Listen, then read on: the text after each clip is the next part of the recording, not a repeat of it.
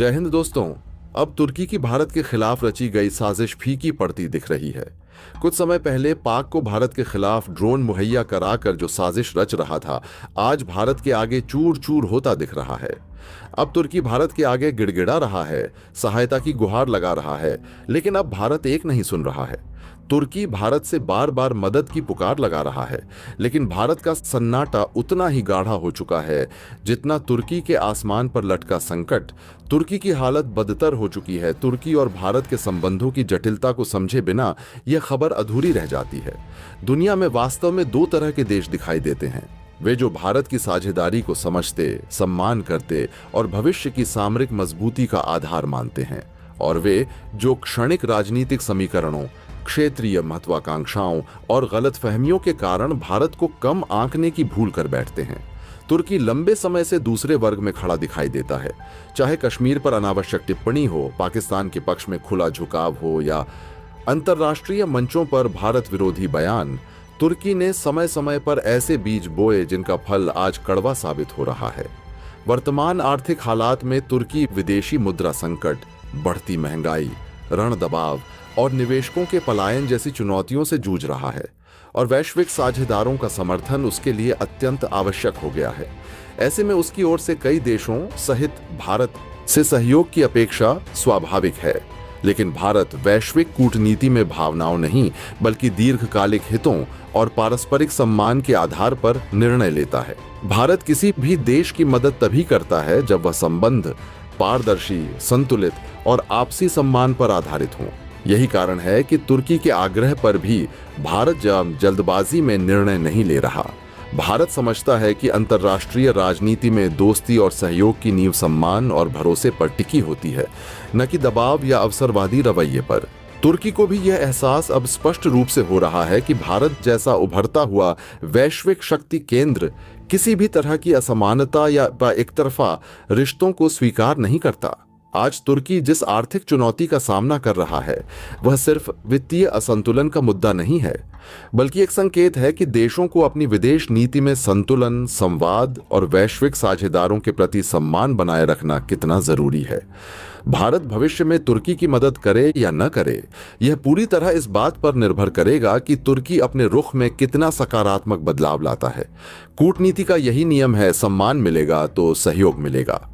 महंगाई 75% से ऊपर, लीरा का मूल्य गिरते गिरते डॉलर के मुकाबले 35 तक, और शहरों के चौक चौराहों पर परेशान भीड़ जो सिर्फ एक ब्रेड खरीदने के लिए रात भर कतार में खड़ी रहती बेकरी की खिड़कियों पर जमा धुंध उन लोगों की उखड़ी हुई सांसों जैसे दिखती जो अपनी उम्मीदों के साथ लाइन में खड़े खड़े बूढ़े हो रहे हैं। सिस्टम टूट चुका है और तुर्की का नेतृत्व, उसका तो जैसे भरोसा ही खत्म हो गया था। एर्दोगन, जो कभी तुर्की के सबसे ताकतवर नेता माने जाते थे, अब भीड़ के बीच एक सवाल बन चुके हैं कि आखिर उन्होंने देश को यहां तक कैसे पहुंचा दिया। लेकिन कहानी यहीं खत्म नहीं होती।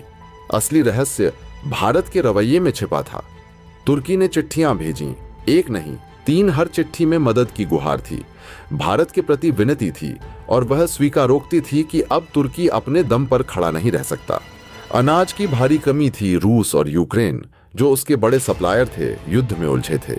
ऐसे में तुर्की की निगाहें सिर्फ भारत पर टिक चुकी हैं, उस भारत पर जिसकी खाद्य आपूर्ति क्षमता इस संकट के दौर में भी स्थिर है। पर भारत ने कोई प्रतिक्रिया नहीं दी। यह वही सवाल था जो रात के सन्नाटे में सबसे जोर से चीखता और दुनिया की राजनीति के पर्दे के पीछे किसी छिपे हुए अध्याय की ओर इशारा करता।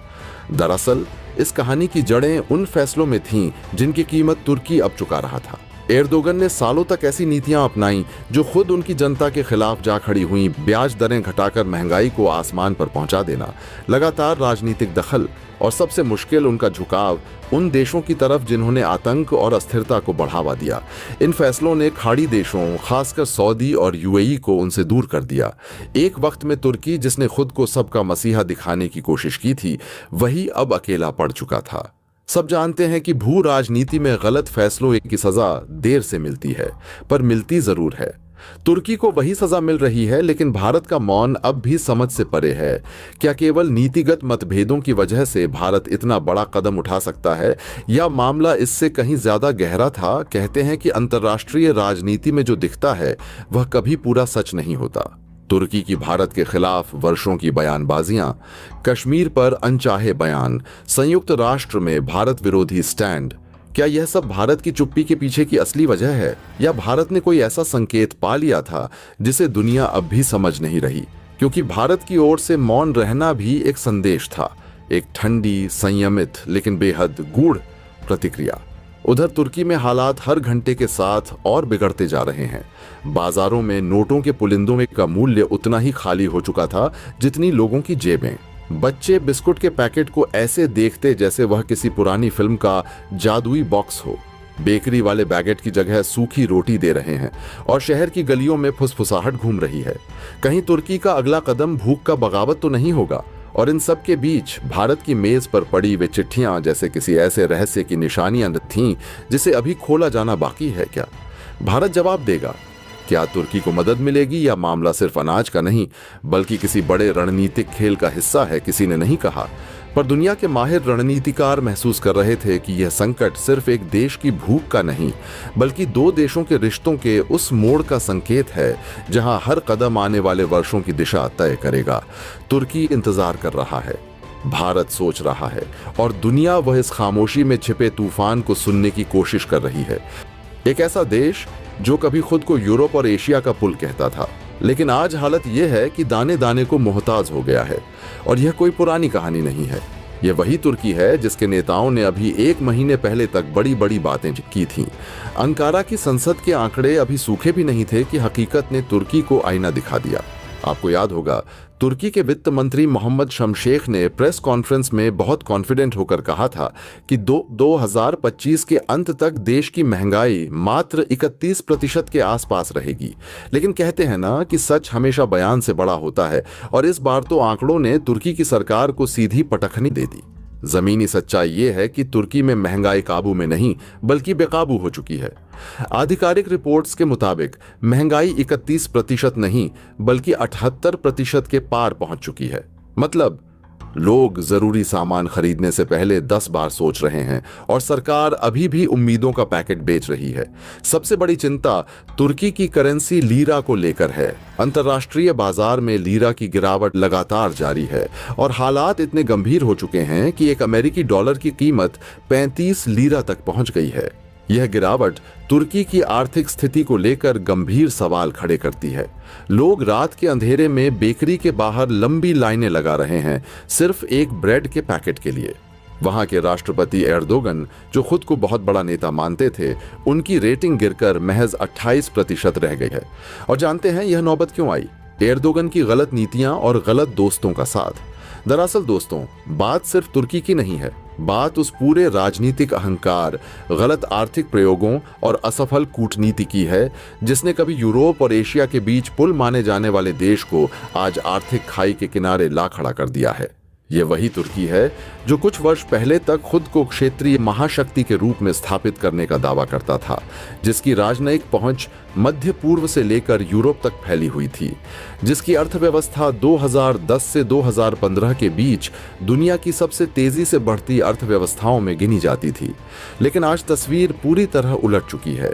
तुर्की का आर्थिक ढांचा हिल चुका है, सामाजिक असंतोष बढ़ रहा है, और राजनीतिक नेतृत्व अपनी ही नीतियों के बोझ तले दबता जा रहा है।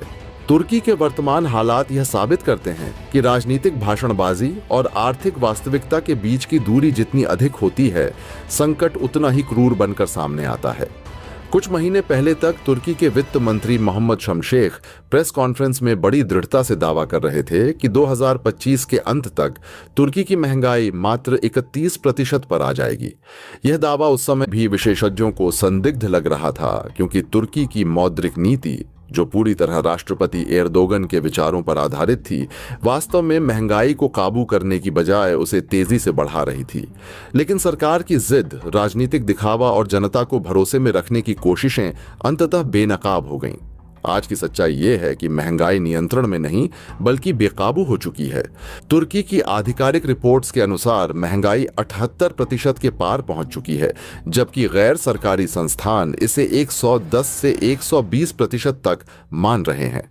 इसका मतलब यह है कि रोजमर्रा की जिंदगी संभालना बेहद कठिन हो चुका है। दूध से लेकर दाल तक, ब्रेड से लेकर दवाइयों तक, हर चीज की कीमतें आसमान छू रही हैं। हजारों परिवार ऐसे हैं जो पहले महीने भर का सामान खरीदते थे, अब सप्ताह भर की जरूरतें भी पूरी नहीं कर पा रहे। सबसे भयावह स्थिति तुर्की की मुद्रा लीरा की है। कुछ वर्षों पहले तक एक अमेरिकी डॉलर करीब 6 से 7 लीरा के बराबर था, लेकिन आज एक डॉलर की कीमत 35 लीरा तक जा पहुंची है। इस तरह की मुद्रा गिरावट किसी भी देश की आर्थिक संप्रभुता को कमजोर कर देती है, निवेशकों का विश्वास डगमगा देती है और आयात आधारित अर्थव्यवस्था पर भारी दबाव डाल देती है।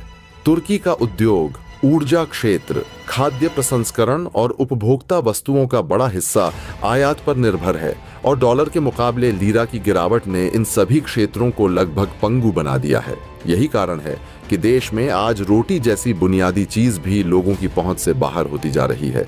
वीडियो और रिपोर्ट्स में देखा गया है कि लोग रात के अंधेरे में लंबी लंबी कतारों में खड़े होते हैं सिर्फ एक पैकेट ब्रेड खरीदने के लिए।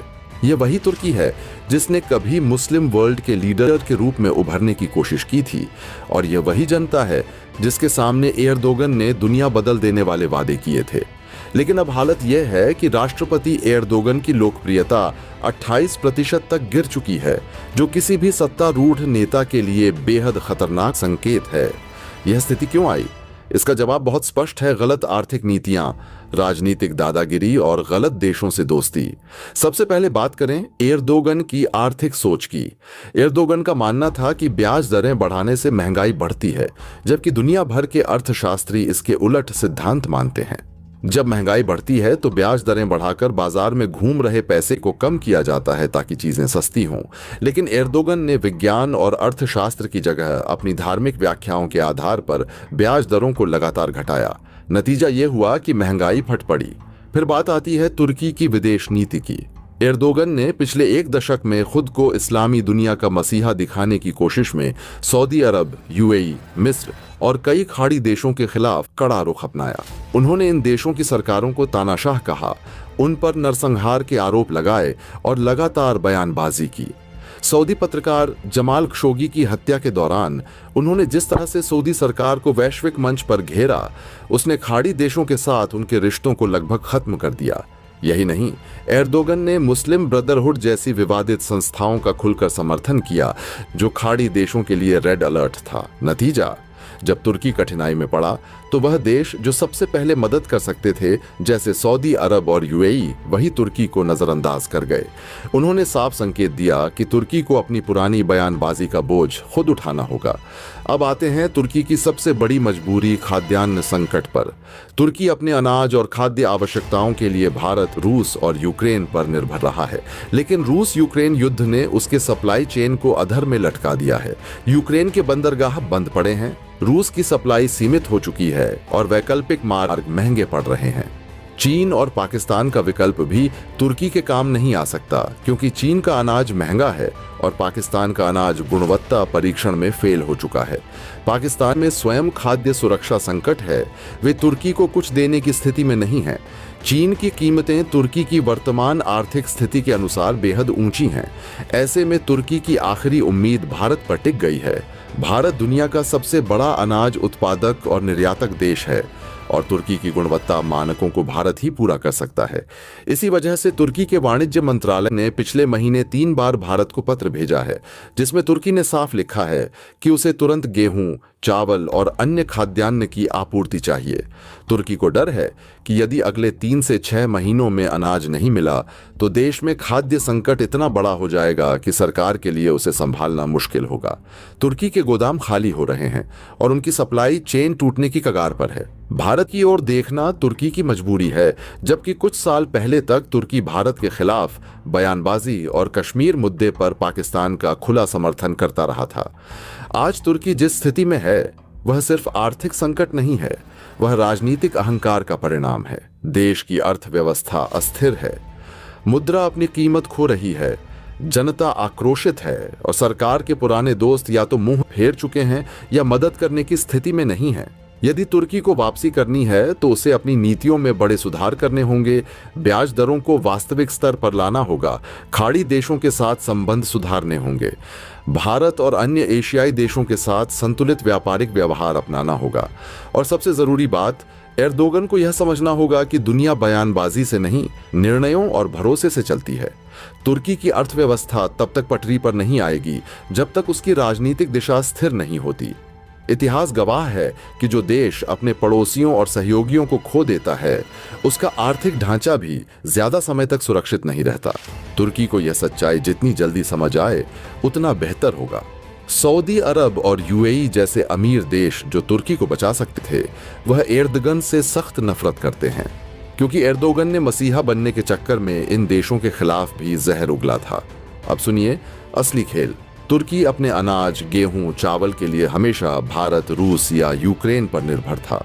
रूस और यूक्रेन तो युद्ध में व्यस्त हैं, वहां से सप्लाई बंद है। बचा कौन? सिर्फ भारत।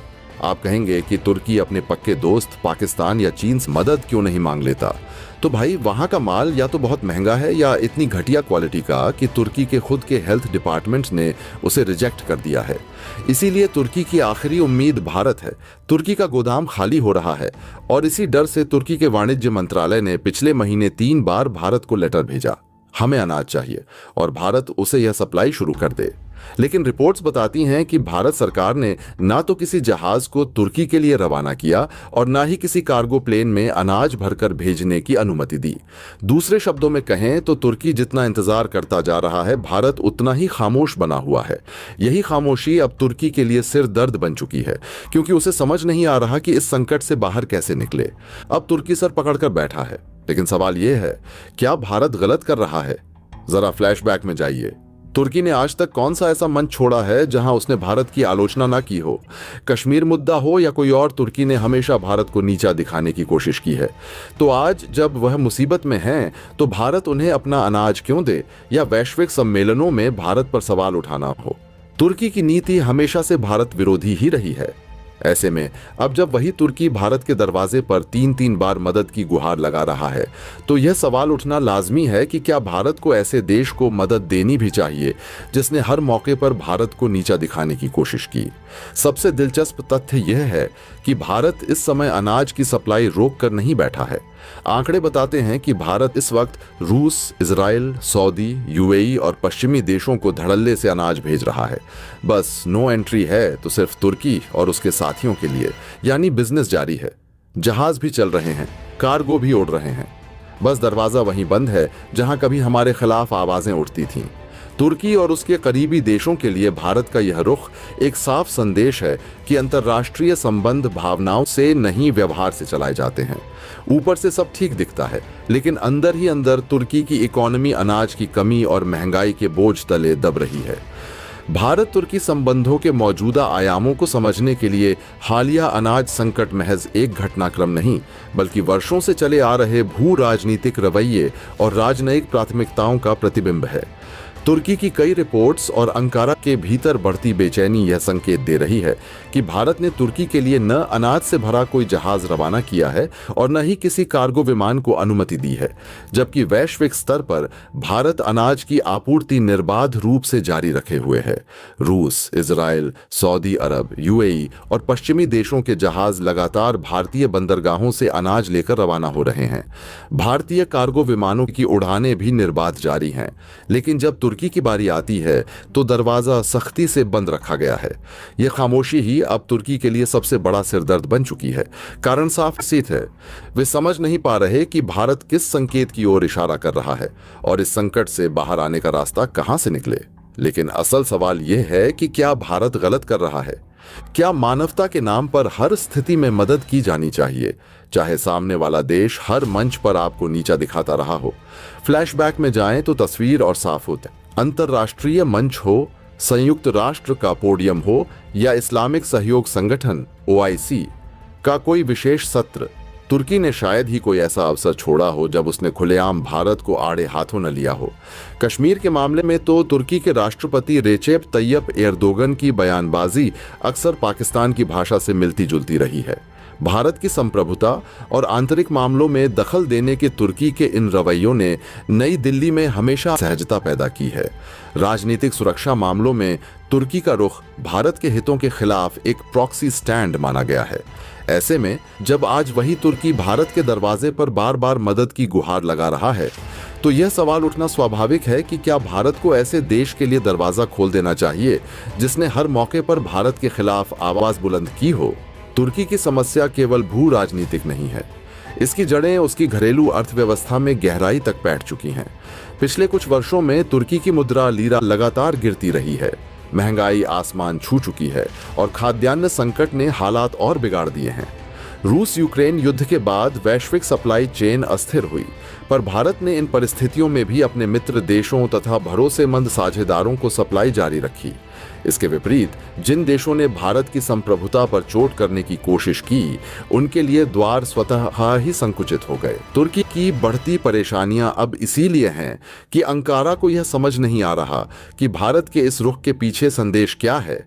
क्या यह केवल भू राजनीतिक नाराजगी है या यह एक रणनीतिक संकेत है कि अंतर्राष्ट्रीय व्यवस्था में सम्मान और पारस्परिक व्यवहार का सिद्धांत अनिवार्य है। भारत की विदेश नीति के केंद्र में हमेशा व्यवहारिकता रही है। भारत ना तो प्रतिशोध की नीति पर चलता है और ना भावनात्मक उद्वेलन पर।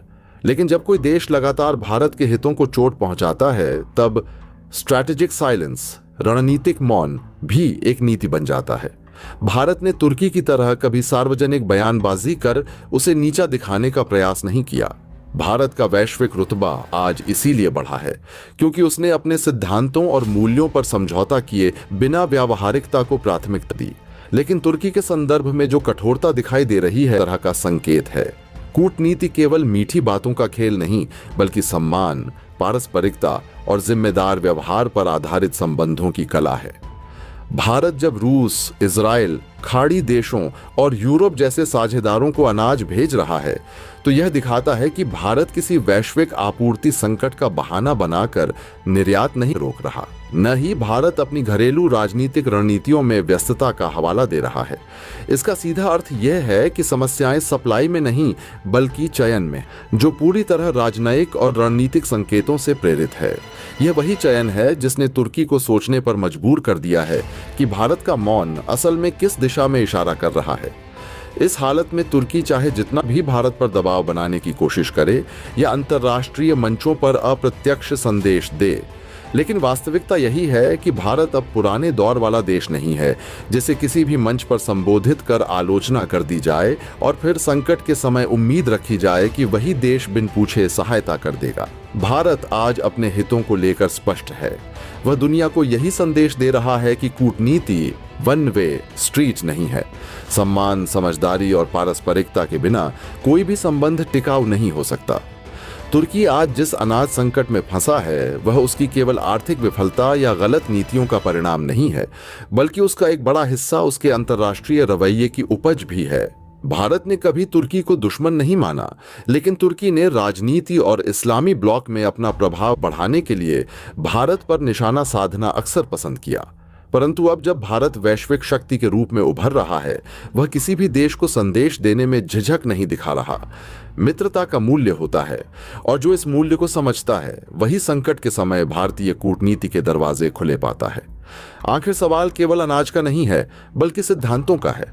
भारत यह दिखा रहा है कि वैश्विक संबंध भावनाओं से नहीं, व्यवहार और सम्मान से संचालित होते हैं। आज भारत का यह रुख तुर्की को कठोर लग सकता है, लेकिन अंतर्राष्ट्रीय राजनीति में यह एक आवश्यक संतुलन है और यही संतुलन आने वाले समय में देशों को यह समझने पर मजबूर करेगा कि किसी भी शक्ति के साथ संबंध समानता, पारस्परिक सम्मान और जिम्मेदार व्यवहार पर आधारित होनी चाहिए, वरना संकट के क्षण में दरवाजे बंद मिलना तय है।